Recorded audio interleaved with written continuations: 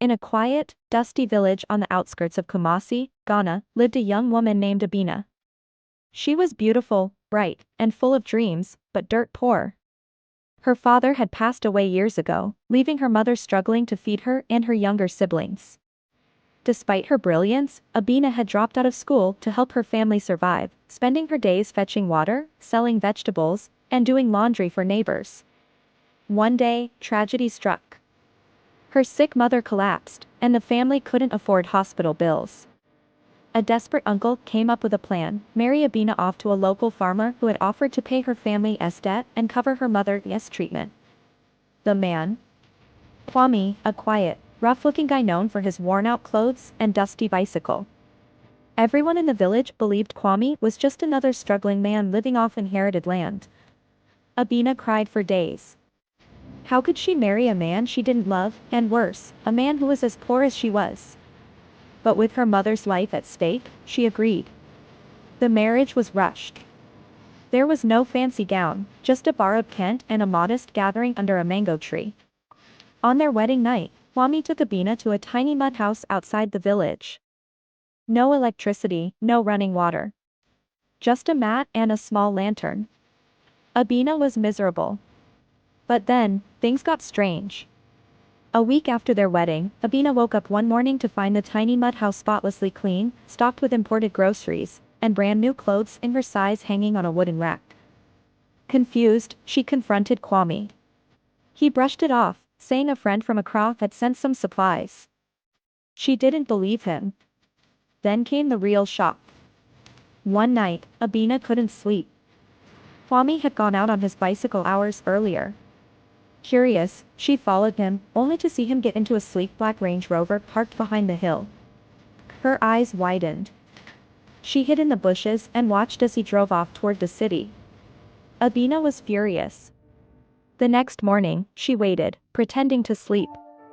Kwame returned, dressed again in his dusty clothes like nothing had happened. Over the next few days, she followed him again, and this time, what she saw blew her mind. Kwame entered a luxury estate in East Legon. She saw him welcomed by security guards, shaking hands with top businessmen, and even taking meetings in a high-rise office labeled Kwame Agyeman Holdings. She learned from a security guard that her husband was one of the richest tech entrepreneurs in Ghana. He had made millions from a startup he sold in the US, returned to Ghana, and had been living under the radar ever since. Abina couldn't believe it. She confronted Kwame that night, demanding the truth. He sighed and finally revealed everything. I needed a woman who would love me without money, he said. I was tired of the fake women in Accra who only chased my wealth. I came to this village to find someone real. Abina was stunned, but not entirely angry. Her world turned upside down. Overnight, they moved into a luxury mansion in Accra, and she was gifted a brand new Mercedes, designer clothes, and even flown to Dubai for their honeymoon. But just when Abina thought her fairy tale had begun, the drama escalated. She started getting threatening messages on her phone. Anonymous texts read, "You stole what's mine. He was promised to me." Turns out, Kwame had a fiancée in Accra, a fashion influencer named Nana Ama, before vanishing into the village. Nana Ama thought he had ghosted her. When she discovered Kwame had married a poor village girl, she went public, leaking private photos, videos, and even fake allegations to Ghanaian blogs and media. Social media exploded. Abina's face was everywhere. Headlines read, "Village Girl Snatches Billionaire from Slay Queen, from Dust to Diamonds, the Abina Kwame Scandal." But Abina didn't back down. She held her head high and even gave an interview on TV3, explaining her side of the story. The twist?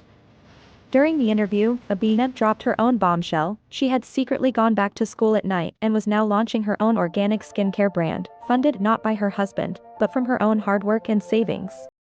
In a shocking turn, Ghanaians turned in her favor. They admired her grace, humility, and hustle. Nana Ama faded into the background. Abina became a national icon, a speaker at women's events, and even landed on the cover of Ghana Vogue. From a forced village marriage to a billionaire lifestyle, Abina's journey was full of secrets, scandal, and unexpected power. And in the end, she didn't just become a billionaire's wife, she became a billionaire herself. Closing voiceover, never underestimate the power of a woman with dreams, even if she comes from nothing. Abina's story reminds us, love can be hidden, wealth can be silent, but truth always shines. What would you do if your poor husband turned out to be a billionaire in disguise?